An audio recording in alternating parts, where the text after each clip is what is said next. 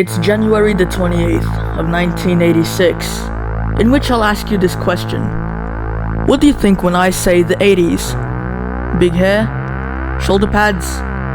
Or maybe it could be this disaster that we're talking about, in which this disaster shows the Space Shuttle Challenger only 73 seconds after flight.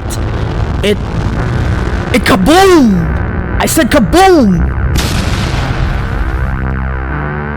This is a recreational documentary talking about the Space Shuttle Challenger disaster, in which it had took 7 lives, in which it was so traumatizing for those who were watching, in which we will ask, why did it happen?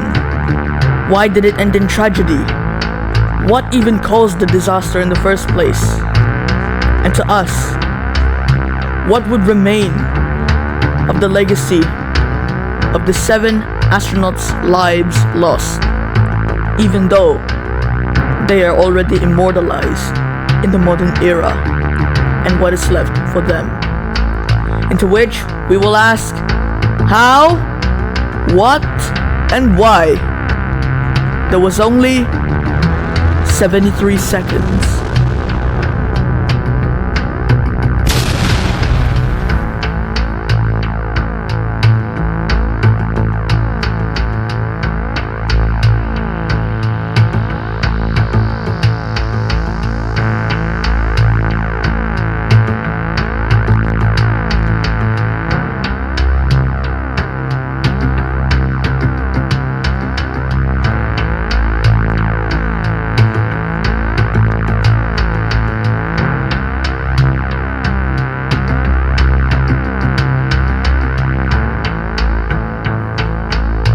January 28, 1986. There, Armageddon and hell will break loose. The Space Shuttle Challenger disaster was a disaster that happened on January the 28th,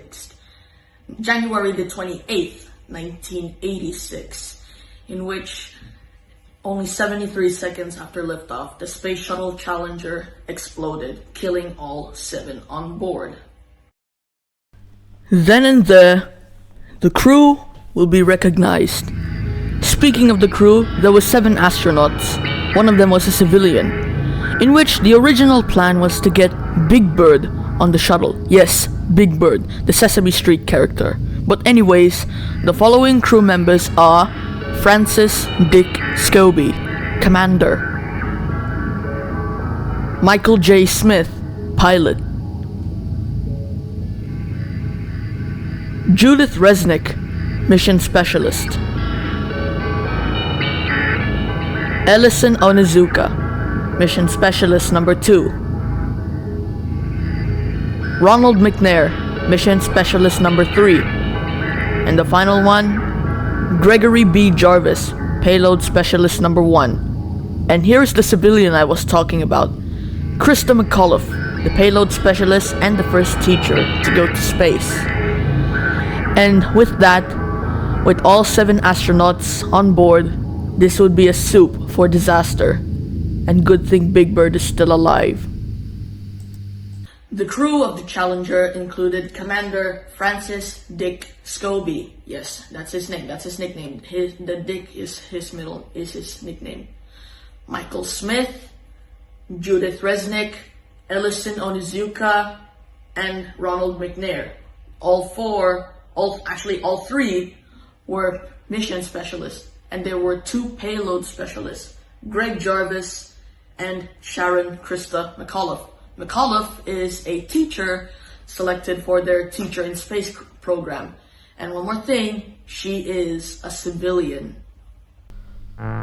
Jokes aside, launch is ready, in which all 7 crew members, the aforementioned crew members, had, like I said, finished their pre-flight breakfast, and yet are ready to suit up into their spacesuits, back then colored blue. This was pre-Columbia, as you can tell. Then, they are ready. McNair, Scobie, Smith, Resnick, Onizuka, Jarvis, and McAuliffe, they all walked out, in which they were seen in public for the final time. one final photo was taken here. And the rest is history for all of the astronauts.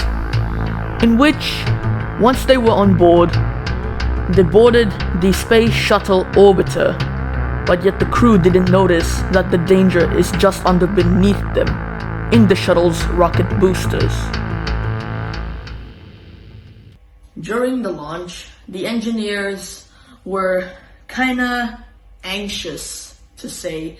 One of those engineers was Robert Ebeling, who noticed the O-ring seals on the rocket boosters, and he knows that due to the cold weather, he warned everyone that it's going to blow up. Ebeling predicted the shuttle was going to blow up, and he was right. We should have listened to him. You are right indeed, Damasio. Now, back to what he said. The right solid rocket booster had an O-ring seal, and due to the cold temperatures at that time, they failed. In this diagram, as you can see, shows the O-rings, and another one shows how they were supposed to work. Too bad, they failed to do so. Before the launch, the O-ring seals, due to the severely cold temperatures, had compromised, and eventually they had failed to seal the rocket boosters. And eventually the launch came, and only 73 seconds later, the last transmission came, in which the Capcom Robert Hoot Gibson said to the commander, "Challenger, go on a throttle up," and the final words were, "Roger, Roger, go at throttle up," and then and then boom, the shuttle exploded, and everyone was watching. It was televised. I'm telling you, televised on live. And the fact that Kristen McAuliffe was participating in this entire mission drew attention, since all of her students were watching. And eventually, this led to a 3-year grounding for all shuttle flights. And at that time, Ronald Reagan, the president at the time, was supposed to give the union's address. But yeah, you know. T-minus 21 seconds, and the solid rocket booster engine gimbal now underway. T-minus 15 seconds. T-minus 10, 9, 8, 7, 6. We have main engine start. 4, 3, 2, 1, and liftoff. Liftoff of the 25th Space Shuttle mission, and it has cleared the tower. Now control program. Roger, roll, Challenger. Good, roll program confirmed. Challenger now heading downrange.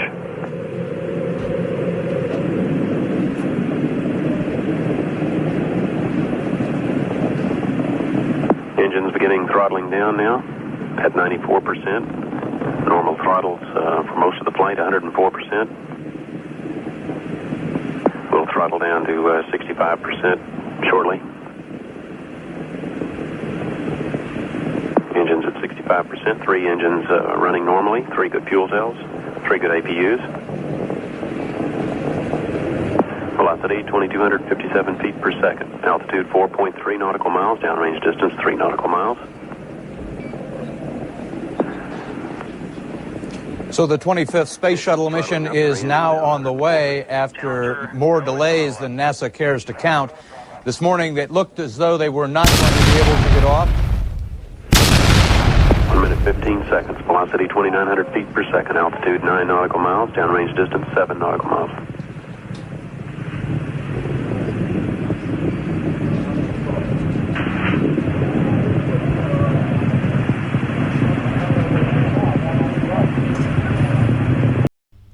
And with that, the disaster is finished.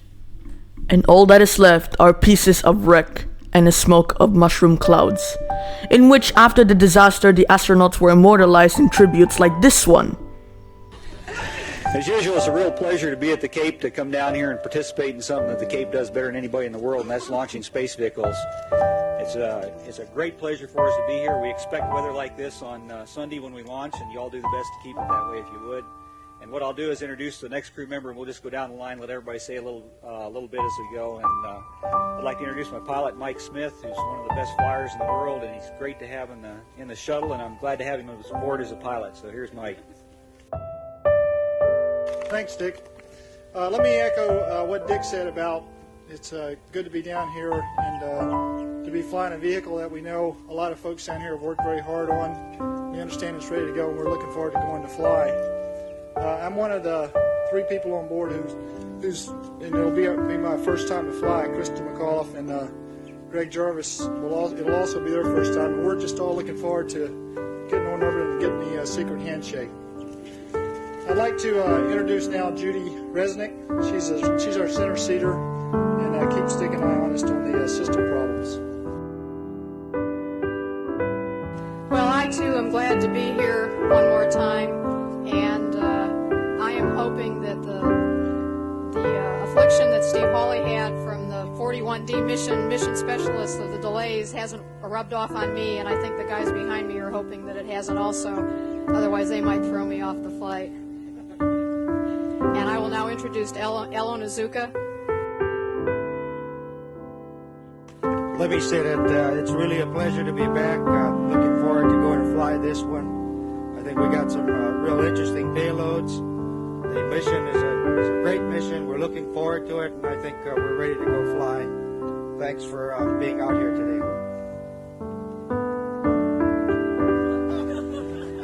I forgot the one thing I was supposed to do. Let me introduce Ron McNair, who's going to be doing a lot of work with the Spartan Halley mission and carrying on a lot of the experiments that will be going on in the crew compartment. Again, I'd like to echo the opinions of my crew members that we look forward to launching from the Cape first of all, and returning here a few days later. I had the privilege of being a part of the crew a couple of years ago that made the first landing here at the Cape, and I intend to be a part of the crew to make the first return landing to the Cape in about a week. At this time, I'd like to introduce you to perhaps the person you came to see, and that's Krista McAuliffe, our payload specialist, teacher in space.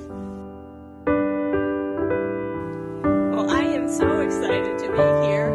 We watched Columbia go over the Houston area this morning, and that was a thrill. I don't think any teacher has ever been more ready to have 2 lessons in my life. I've been preparing these since September, and I just hope everybody tunes in on day 4 now to watch the teacher teaching from space. I'd like to introduce to you someone who's going to be in my 2nd lesson, Greg Jarvis, the payload specialist from Hughes. It's a great pleasure finally to get this far. I'm very proud to be part of the program that NASA and Hughes have put together, and I'm glad to be representing the Hughes Aircraft Company as their payload specialist. Without any further ado, I'll get off the stage. You can all get going. Thank you very much.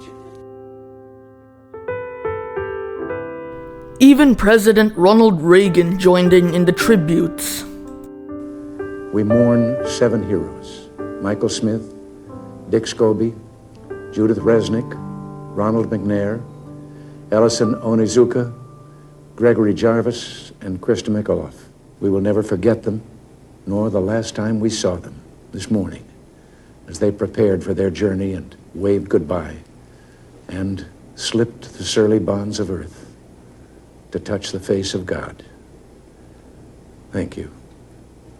After the disaster, the entire shuttle program was put to a complete halt, and the STS-51L mission was considered a failed mission. And now that mission stands along with Apollo 1 and other tragedies, including STS-107, the Columbia disaster that happened in 2003. Go watch the previous episode to watch it. I made a documentary about it. So yes, we learned about the Space Shuttle Challenger disaster and how it had took the first 7 lives in the Space Shuttle tragedies. And to that we say good night, good luck, and good morrow, and thanks for watching Disasters of Yesteryear, Season 2, the season finale. Hey everyone, it's Demarzio again, and as you can tell, every season finale I would always do a thank you message. The last one that we did was with season 1 in the Ozone Disco Club episode. But anyways, I just want to say thank you for being with me on this journey in season 2 ever since I started in like April or something, blah blah blah. But anyways, God bless you, and see you in the next episode. I'm gonna go call my cousins, because they're the ones helping me. Shout out to Lila and Ava. See you later.